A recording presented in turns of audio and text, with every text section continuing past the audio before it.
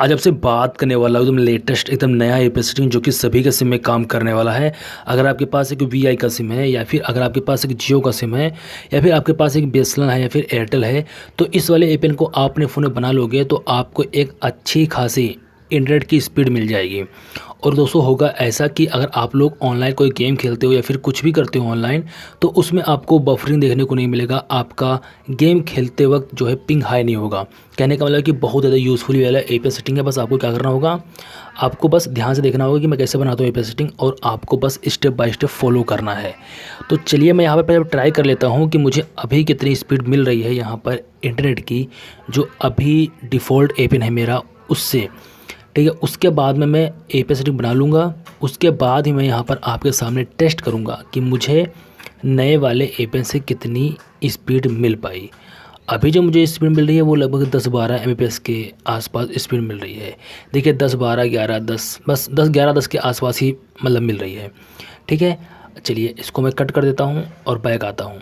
और बैक आने के बाद में चलिए मैं बनाता हूँ सेटिंग। चलिए जाता हूँ सेटिंग पर और मैं जाऊँगा यहाँ पर, उसके बाद में कनेक्शन पर, और उसके बाद में यहाँ पर मैं जाऊँगा मोबाइल नेटवर्क पर, और उसके बाद में यहाँ पर मैं जाऊँगा यहाँ पर एक्सेस पॉइंट नेम पर। अब यहाँ पर एक्सेस पॉइंट नेम पर जाने के बाद में आपको यहाँ पर नया फॉर्म ओपन करना है नया एपीएन सेटिंग बनाने के लिए। अब आपको उसमें दिखा देगा नेम का, तो आपको नेम पे जाना होगा, और नेम पे जाने के बाद में आपको यहाँ पर लिख देना है VAL वॉल लिखना है। उसके बाद में नेट लिख देना है, वॉल नेट स्पीड लिख देना है। ठीक है, अब आपको यहाँ पर ध्यान देना है कि मैंने क्या लिखा है। मैंने लिखा है वॉलनेट स्पीड, और आपको कर देना ओके। अब आपको ऑप्शन दिखा देगा एपीएन का। अब आपको एपीएन पे जाना होगा, और एपीएन पे जाने के बाद में आप अपने सिम का नाम लिख दो, जो भी सिम आप यूज़ करते हो। जैसे मैं यूज़ करता हूँ वीआई का सिम, तो मैं लिखूँगा वीआई और लिख दूँगा 5G। तो आप अगर यूज़ करते हो जियो का सिम तो आप लिख देना जियो 5G। ठीक है, तो जो भी यूज़ करते हो आप लिख देना। अब आपको ऑप्शन दिखा देगा प्रॉक्सी का छोड़ देना, आपको ऑप्शन दिखा देगा पोर्ट का, इसको भी छोड़ देना। आपको ऑप्शन दिखा देगा यूज़र नेम का, तो आपको यूज़र नेम पे जाना होगा, और यूज़र नेम पे जाने के बाद में आपको यहाँ पर लिख देना है www.google.com। ठीक है, यहाँ पर आपको लिख देना है www.google.com। इतना लिखने के बाद कर देना ओके। अब आपको ऑप्शन दिखा देगा पासवर्ड का छोड़ देना, आपको ऑप्शन दिखा देगा सर्वर का, तो आपको सर्वर पे जाना होगा, और आपको यहाँ पर लिख देना है @net.5G। ठीक है, आपको यहाँ पर ऐसे लिखना है, जो ऐड होता है नहीं, इसको आपको यूज़ करना है, फिर नेट लिखना है, .5G लिख देना है। अब आपको ऑप्शन दिखा देगा MSC का छोड़ देना है, आपको ऑप्शन दिखा देगा मल्टीमीडिया मैसेज प्रॉक्सी का, मल्टीमीडिया मैसेज पोर्ट का, MCC का, MNC का, तो इन सारे ऑप्शन को आपको छोड़ देना है। आपको जाना है सीधे ऑथेंटिकेशन टाइप में। यहाँ पर जाओगे तो यहाँ पर जाने के बाद में आपको यहाँ पर लास्ट वाला ऑप्शन है PAP पैप और CHAP, इसको आपको चूज़ कर लेना होगा। अब आपको ऑप्शन दिखा देगा एपीएन टाइप का छोड़ देना है, आपको ऑप्शन दिखा देगा एपीएन प्रोटोकॉल का, तो यहाँ पर जाओ, और यहाँ पर जाने के बाद में आपको यहाँ पर IPv4/IPv6 लिखा रहेगा, इसको आपको सिलेक्ट कर लेना है।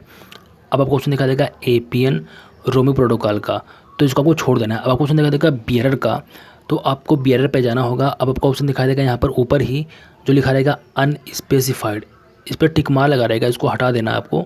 और उसके बाद में आपको यहाँ पर जितने भी बियरर्स दिख रहे होंगे सही पे आपको टिक मार लगा देना है, किसी भी बियरर्स को आपको छोड़ना नहीं है। ठीक है, अब इतना करने के बाद में कर देना ओके। अब आपको ऑप्शन दिखा देगा mobile virtual network operator type. ठीक है, तो इसको भी आपको छोड़ देना है, इसको टच नहीं करना है। जो आपका एपीएन है ये हो चुका है तैयार, इसे कर लीजिएगा सेव। अब सेव करने के बाद में आपको इसी पे एक्टिवेट कर देना है, जो वॉलनेट स्पीड है इसी पे आपको एक्टिवेट कर देना होगा। और एक्टिवेट करने के बाद में आपको यहाँ पर बैक आना है।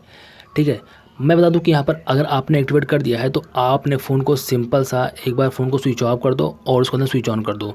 लेकिन मुझे आपको स्पीड प्रूफ दिखाना है, तो मैं स्विच ऑफ स्विच ऑन करूँगा तो वीडियो कट जाएगी।